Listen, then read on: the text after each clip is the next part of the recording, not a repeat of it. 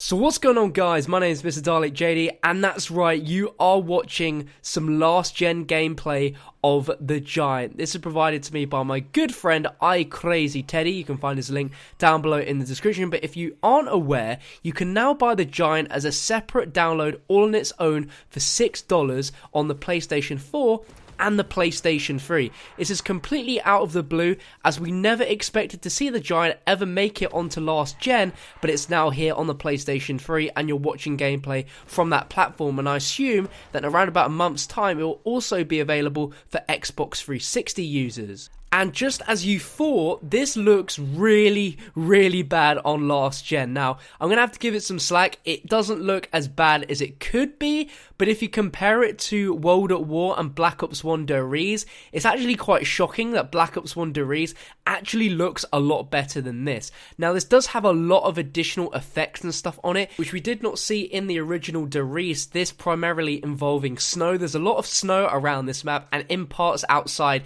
you do notice snow falling, and on your screen you do see that, which is good that they've kept that in. They've actually managed to get snow, which is really cool. But yeah, there's just something really off looking about the Giant on last gen. Particularly, I think it's the lighting that does not help at all. The lighting in this and all the other maps is definitely not very good. I think that and the washed out colours as well with the lighting doesn't help with the map looking really bad generally as it is. I will say that World at War Der Riese looks worse than this, but Black Ops 1 Der Riese, in my opinion, actually looks better than the Giant on last gen. But to me, it's better to have it on last gen than to not have it at all. It's great for you guys that don't have a next gen console to be able to experience the Giant and be able to have all the fun, especially with the Easter egg tracking. This is also a map where your Easter eggs will be tracked, which is awesome. And all of the little Easter eggs that are on the Giant on current gen are here on last gen, including the fly trap, which I'll show for you now. It is literally exactly the same as it is on the current gen. You get a pack-a-punch weapon, you shoot the little fly trap thing outside, then you find these objects around the map,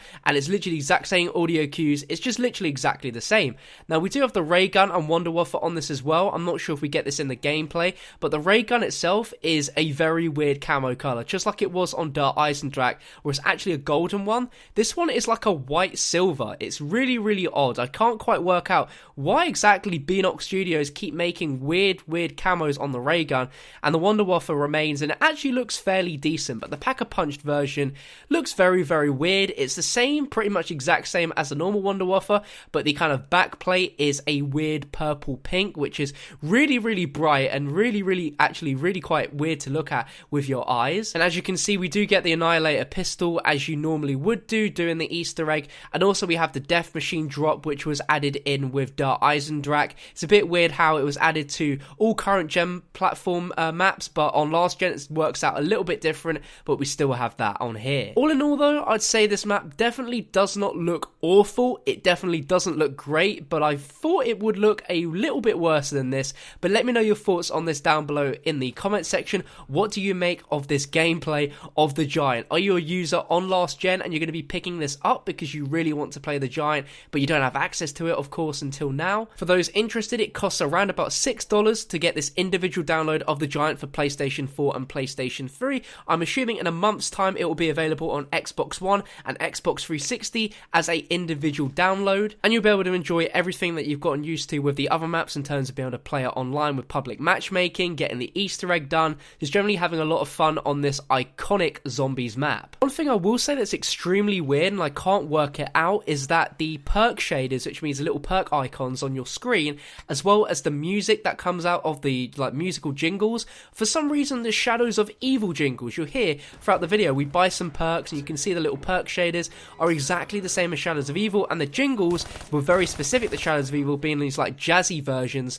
They're in this map for some reason. I do not understand it. The Eisendrache does not have those jingles, so why they're in the Giant, I have absolutely no idea. Bear in mind though, Treyarch have absolutely nothing to do with the port of this map onto last gen. This is created by Beanox Studios, a separate development team. There's obviously been a bit of a mix-up when it comes to the music and the perk shaders. Perhaps they've just played too much Shadows of Evil and enjoyed it so much they were like, screw it, we're going to put the Shadows of Evil music and jingles into the Giant. But I'm going to leave you guys to enjoy the rest of the gameplay. Please let me know your thoughts on this down below in the comment section on what you think of the graphics. It will be very, very funny to see your comments. If you enjoyed the video, drop it a like rating. Make sure to subscribe for more Black Ops 3 zombie videos, and I'll catch you on another one very, very soon.